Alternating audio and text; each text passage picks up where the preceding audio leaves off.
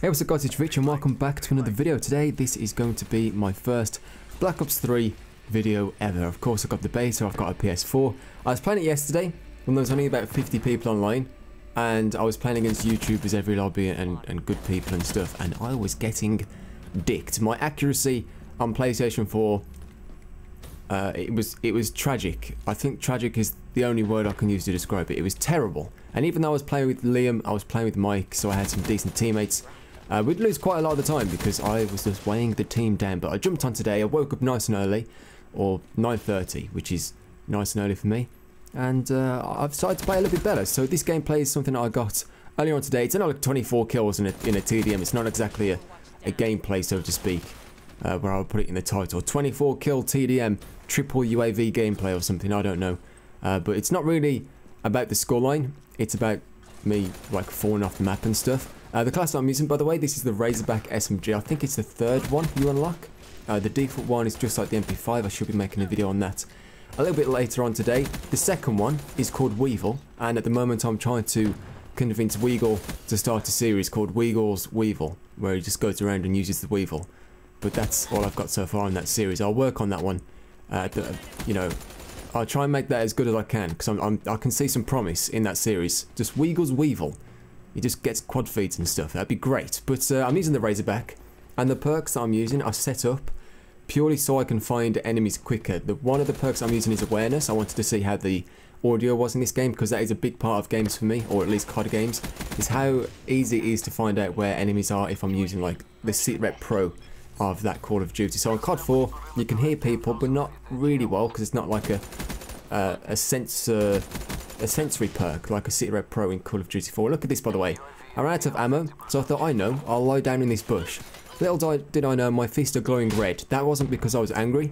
It's because it means that like they can see me through the wall, or at least someone around you can see you through the wall because of the overdrive ability. But we'll talk about that later. I did punch him, but it takes 2 punches to kill him, so I nearly made it. And this is like the worst wall running you will ever see. Look how bad this is.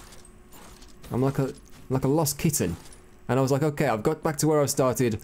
I'm not even trying that again. I'm just jumping back where I came from, and I sort of give up on the idea of trying to wall run up there. I just turn around. I just could not be bothered, because I know I'd fall down, because it's happened so many times already to me.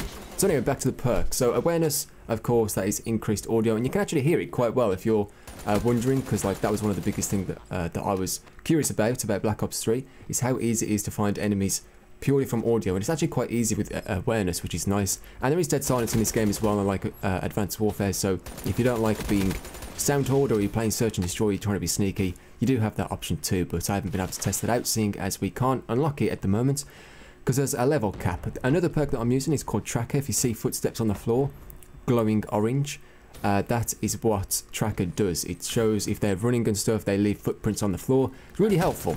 Really, really nice perk to have. And the other one that I'm using is called Overdrive. It's the specialist that I mentioned earlier on in the video. Basically, it lets you see through walls for about 2.5 seconds-ish, and it puts people on the radar like constantly for 2.5 seconds. So like there's not like a swoop like UAV. You can see them moving and stuff, which is nice. It's like a mini personal VSAT. And there are far better specialist perks in my opinion, like the bow and arrow. You'll see that a little bit later on. Don't know the name of it because I haven't used it. There's like an electric gun, which is ridiculous because I haven't used that either, because I'm not about that life, you know. I don't want to electrocute people. I'd rather just shoot them with my weapon. So that's why I use Overdrive. I think it's called Overdrive anyway. In fact, I'm going to look it up, because I think Overdrive might be